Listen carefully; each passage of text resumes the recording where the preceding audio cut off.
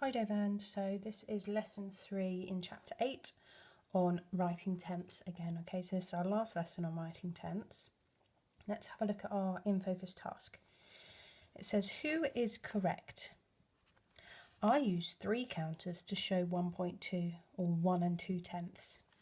And I use 12 counters to show 1.2 or 1 2/10. Who is correct? This person uses 3 counters and the other person uses 12 counters. So here's the selection that we've got of wholes and tenths that we can use. And I've made them on my whiteboard here. So altogether you've got the use of 1, 2, 3, 4, 5, 6, 7, 8 ones, and we've got 12 tenths that you can use. They're your options. So you can make yourself a place value grid, you can make yourselves these discs using paper, or you can just draw them like we do in class, up to you.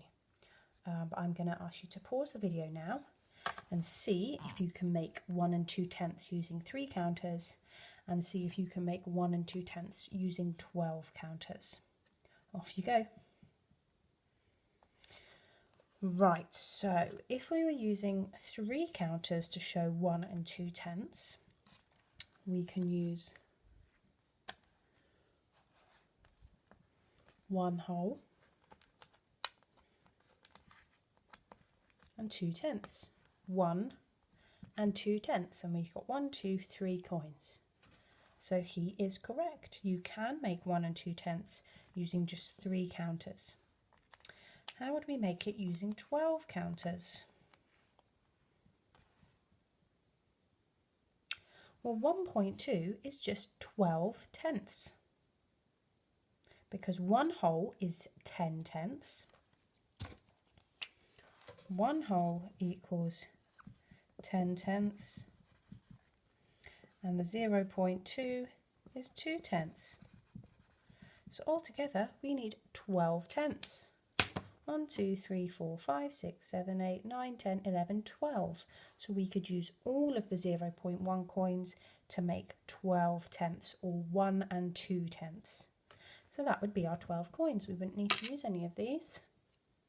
Okay, so well done if you got that correct. Now I'd like you to have a look at the number line that I have made, and it's come off a little bit here. The number line that I have made on my board. If I can get it all in. Where on my number line would 1 2/10 go? Pause the video now and see if you can work it out. So if 1 whole is here, we've got 0, 1 wholes, 2 wholes, and we've got 5 tenths and 1.5 tenths, which means each of these little lines is worth 1 tenth. So if we want 1 whole and 2 tenths, is that bigger or smaller than 1? Well done if you said bigger, because we've got the 1 whole here and we've got an extra 2 tenths. So we find our 1 whole, and then we need to jump the extra 2 tenths. 1, 2. So our 1 2/10 should be here on our number line. So if we were using Amira's method, where she used 12 tenth coins, 0.1 coins, what we can do is we can group those 10 tenths and regroup them for 1 whole. Okay, so that's what they've done here. They've grouped 10 tenths together and swapped them for a 1 whole, okay, because it's the same value as 1 whole. So then we're left with 1 whole and 2 tenths. Okay, so 12 tenths is the same as 12 over 10 and is the same as 1.2. Okay, so there's multiple different ways you can write that answer. However, this is how we write it as a decimal. Why do we know that this is a decimal? How do we know? Because it has a decimal point in the middle. Okay, so that's how we know it's a decimal. And that's really important when you come to answering the question. So let's have a go at our guided practice. Write each number as a decimal. Use 1 and 0.1 to help you. So we've got to write 15 tenths as a decimal. So what I want you to remember here is in our last question, we needed to make 1 whole and 2 tenths. And we later found out that is the same as 12 tenths. So what have we done to get from 12 tenths to 1.2? We've divided it by 10, and this is where a place value grid can become important. So let's say we've got, no, let's do it a different way. So what you need to do is move that decimal point over a space to make the decimal 1.2. Okay, so we're dividing the top number by 10. 15 divided by 10 would then turn it into a decimal. Okay, so just remember what we did in the last question and see if you can work those out. After that, I'd like you to have a go at question number 2, where you need to find out what decimal is represented by each letter on the number line. Okay, pause the video now whilst you have a go at that. Right, so question A, we've got 15 tenths. As a decimal would be 1.5. Okay, because we've got 15 lots of 0.1s. And we know that 10 0.1s equals 1 whole. And then we've got 5 lots of 0.1s, which equals 0.5. Okay, so it's 1 and 5 tenths. 1 whole and 5 tenths extra. Question B. We have 22 tenths.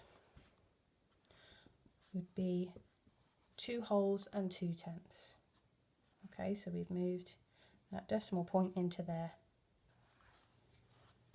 C, we have 30 tenths, and if we know that 10 lots of 0.1 equals 1 whole, another 10 and another 10 to make 30 here, then we've got 1, 2, 3 wholes. So our answer is 3 with 0 tenths left over.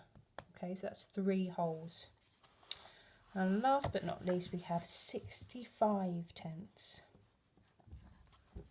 Okay, so the same as what we did before. If you've got 30 tenths and we know that 10 lots of 0.1 equals a whole, then we know we're going to have 6 lots and 5 left over. So that decimal point goes in there, and it is 6 wholes and 5 tenths, 6.5. Okay, so on our number line here, A, each of these lines represent a tenth. Okay, so 0.1, that would be 0.2 for A. Okay, it's just counting on the number line in decimals. This is 0.5, we can keep counting, 0.6, 0.7, 0.8, or 8 tenths for B. Carry on counting from 1, 1 and 1 tenth, 1 and 2 tenths, 1 and 3 tenths, 1 and 4 tenths. So 1 and 4 tenths, 1.4. And D, we've got 1.5, 1.6, or 1 and 6 tenths. Our last one, yes it is. Okay, well done if you got those correct. We're counting in decimals on that number line, counting in tenths. So now it's your turn. I'd like you to complete the worksheet 3 on page 5 and 6, which is attached to the Google Classroom. This is our last lesson on writing tenths. So any questions or anything you don't understand, please post on our classroom, and I'm sure myself or one of your peers can answer it for you. Good luck, everyone.